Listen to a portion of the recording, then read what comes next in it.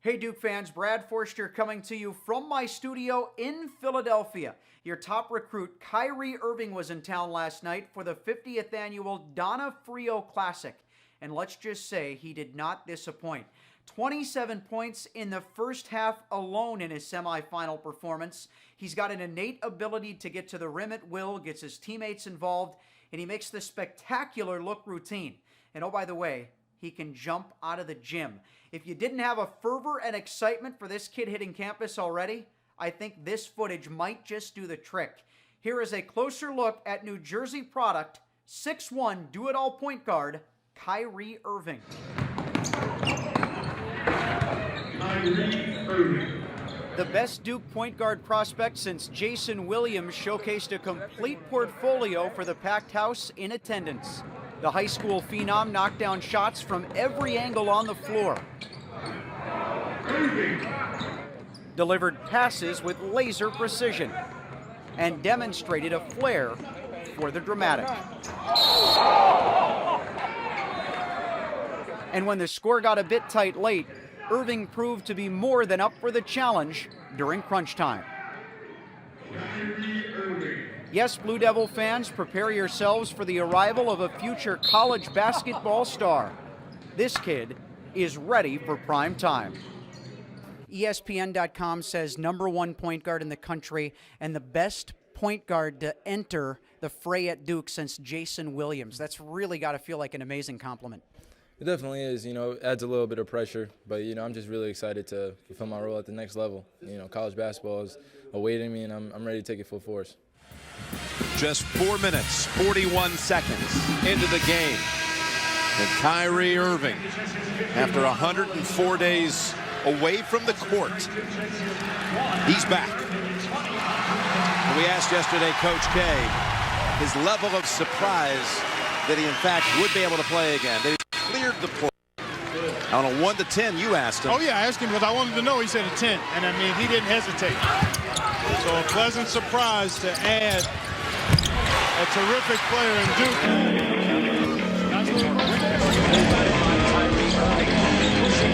That was taking it in, and there's his first basket. Darts down underneath. Reverse looking around, lay-in jump. Irving down one-on-one on Chanel. In the air. Left hand switching in the air, laying in. Motions for Kelly to come inside. The top down inside, stolen away. Nice lane playing by Ryan Kelly. Front corner was out. Kelly look inside.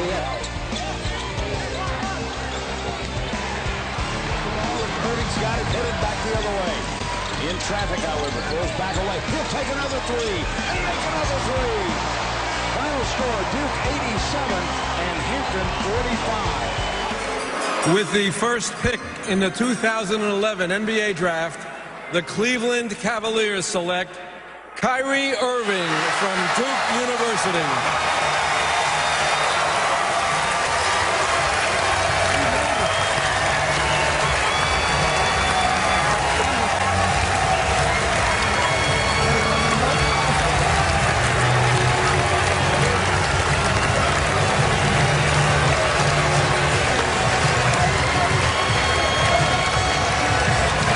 Kyrie Irving, the 6'3", 191-pound guard from Duke, only played in 11 games this freshman year, but he averaged 17 points per game, 3.5 assists, and 4 rebounds. Remember, he missed 26 games with that toe injury on his right foot. He's the guy, Jay Billis, your alma mater. What does this guy bring you?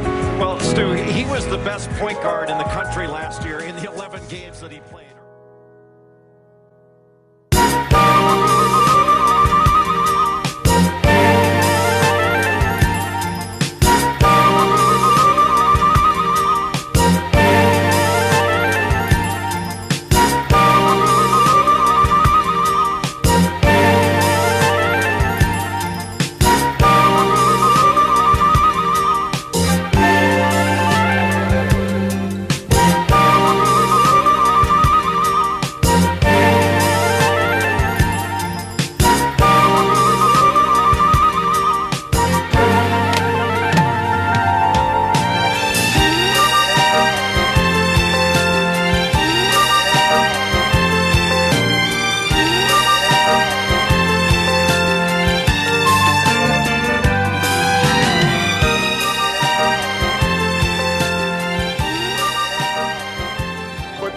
drama, the soap opera that we all saw coming is now here. It's already here. Yeah, it's already here. We got Rich Paul telling the Lakers. Kyrie Irving last week asked the Cleveland Cavaliers to trade him. This story was broken by Brian Windhorst, who will join us momentarily.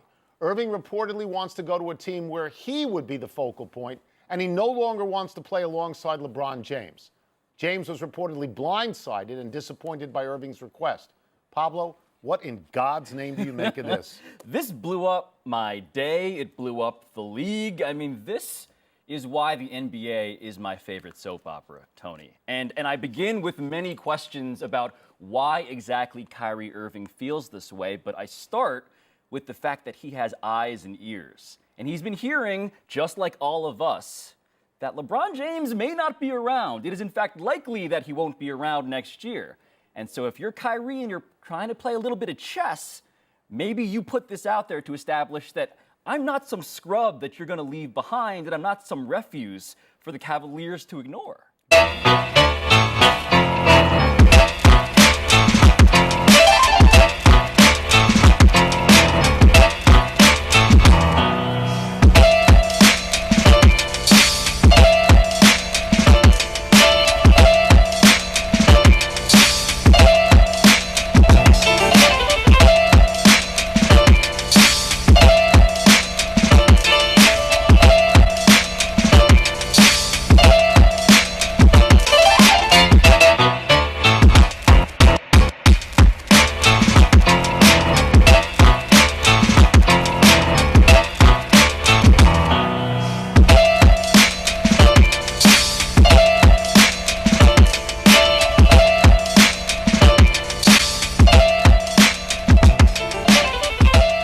Got to be able to coach you and tell you when you're not getting it done. Whoa!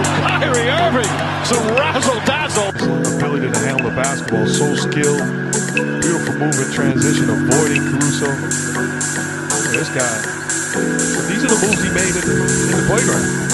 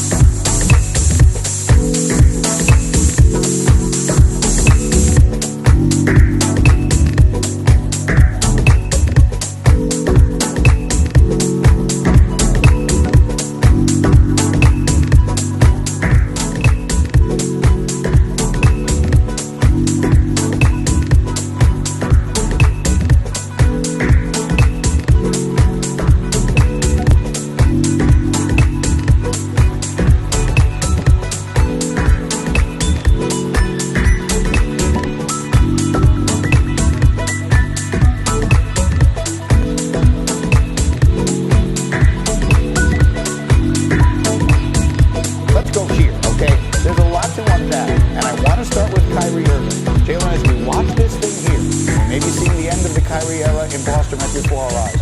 What are you thinking as you watch? You go 7 for 22, you can't turn around and go 8 for 22. You got to get off the ball. And then when you go to the press conference and say, I should have took 30 shots, what do you think the other 14 guys are in the car going home saying? We can't wait till this guy gets out of here. We'll help him pack his bag. I'm sorry, isn't it Brad Stevens' job to mold his plan to the players that he currently has? If you make a trade for Kyrie Irving and you know that he's an ISO-type player, wouldn't you build a system that is conducive for Kyrie Irving to be aggressive? This is a bigger indictment on Brad Stevens than it is on any other player. Can I just speak on behalf of the one guy at the desk who basically spent all season long getting yelled at for making the following statement? The Celtics are better without Kyrie Irving. I've been saying it all year long. Everyone yelled at me. You unanimously yelled at me, and now you're seeing it. He doesn't fit into what they're trying to do. It's not about him. He's a brilliant player. Yeah, look, we can blame everything on Kyrie. And Kyrie, look, his game doesn't fit Brad Stevens' system. I mean, Brad Stevens has an idea and a vision of how he wants to play. He doesn't fit. He doesn't make the hockey assist. He doesn't make the pass that leads to the pass. He makes assists. He had 10 assists yesterday. He took 22 shots. I'd say 6 or 7 of them were really bad shots. Those bad shots, when the ball gets stuck, We talked about it. Your defensive transition is connected to your shot selection. You take bad shots, the other team's going to go into transition. And that's who he has become. Unfortunately for the Celtics, that's not how they're built. Okay? This is a team that made it to the conference finals last year without him. So now when they insert you into the lineup, it got to be make everybody better, make everybody comfortable. Jalen, as we watch this thing here, and we may be seeing the end of the Kyrie era in Boston right before our eyes, what are you thinking as you watch him? You are seeing the end of Kyrie in Boston. And the thing that I'm seeing is his next situation has to be a blank canvas. It can't be the Nets. What went through your mind when you just heard Kyrie? That Kyrie's gone. That Kyrie Irving will not be in Boston next year. That's the first thing that jumped to my mind. I mean, that's not breaking news. We all anticipate that the likelihood is that he'll leave. There's no guarantee, but we anticipate that that's what's going to be the case. But in terms of answering the question directly as to what went through my mind when I watched them get outscored 36-13 in the second quarter, when I watched them get blown out of Canada, okay, what was going through my mind was, oh, Kyrie's not staying here. I am not saying trade Kyrie because he's a problem. I'm saying Kyrie is so great. He's so fantastic. You got a decision to make.